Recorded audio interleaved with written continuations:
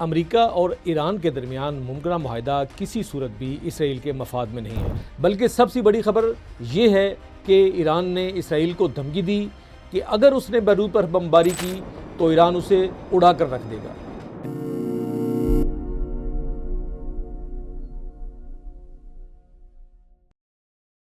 السلام علیکم ناظرین، ایران کی دھمکی کے بعد اسرائیلی جو وحشت ناک حملے بیروت پر جاری رکھے ہوا تھا وہ ان حملوں سے پیچھے ہٹ گئے۔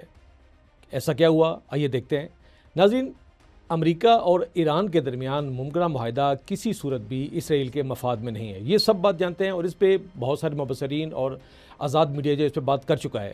اسرائیل اسے اپنے گریٹر اسرائیل ایجنڈے کی راہ میں بڑی رکاوٹ سمجھتا ہے، بالخصوص اس صورت میں جب وہ حزب اللہ کا صفایا کرنے میں یا اسے بہت بڑا نقصان پہنچانے میں ناکام رہا ہے۔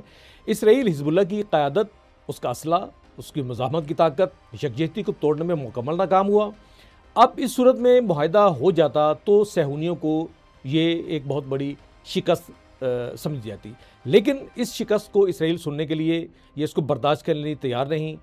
اسرائیل کے لبنان کے جنوب میں حزب اللہ کے خلاف حالیہ حملے اسی سوچ کے تحت کیے گئے۔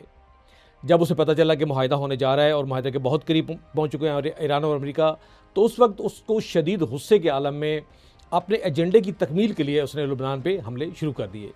اس میں تیزی اس وقت آئی جب حزب اللہ نے پوری مذمت سے ان وحشیانہ حملوں کا جواب دیا۔ میڈیا میں تو پروپیگنڈا کیا گیا اور بہت شور مچایا گیا کہ حزب اللہ کو شدید حملوں اور نقصانات کا سامنا ہے، قتل عام ہو رہا ہے۔ بلا شبہ حملے بہت شدید تھے، دشمن پوری صفاقی کے ساتھ شہروں پہ حملے کر رہا تھا، سول اسٹرکچر کو نشانہ بنا رہا تھا، دیہاتوں کو تباہ کن بمباری کا وہ نشانہ بنا رہا تھا، شہریوں کو قتل عام کر رہا تھا۔ لیکن حزب اللہ نے بھی بھرپور جواب دیا۔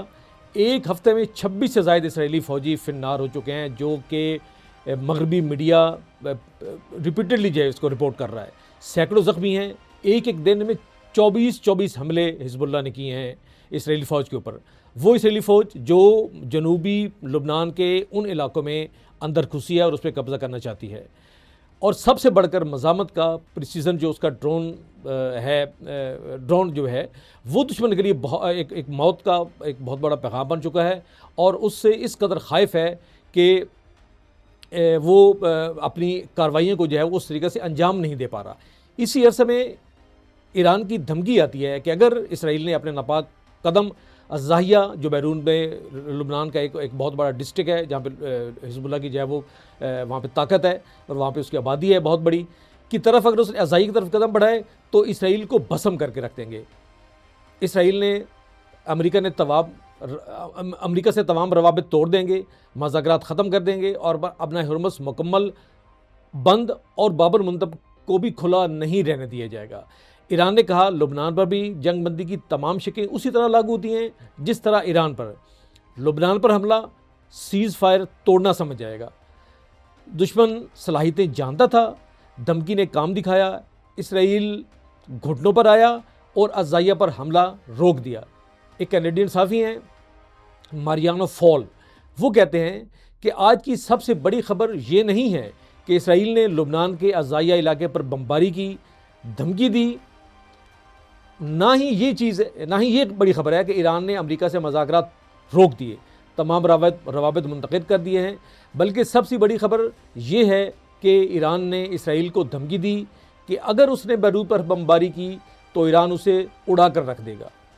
دوستو، یہ وہ نقطہ ہے جہاں تک میں آپ کو لانا چاہتا تھا کہ یہ دھمکی مشرق وسطیٰ میں نیو ورلڈ آرڈر کی ایک نئی جھلک ہے۔